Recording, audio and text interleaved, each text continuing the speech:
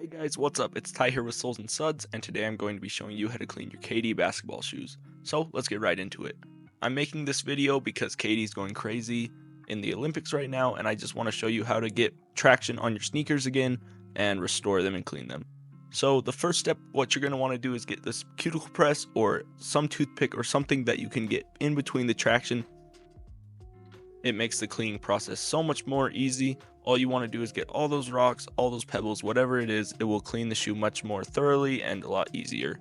The next step is you want to get water and a Tide Pod if this is laundry detergent, or if it's dish soap, whatever you can use that will clean the shoe. So you just stir that around in the water, use your brush, get a soft bristle brush, a toothbrush, anything works that you can brush the shoe with, and then you really just want to brush the bottom of the shoe, the whole thing. Make sure you get all of that solution onto the bottom of the shoe. It gets all that dirt off, it removes all the gunk.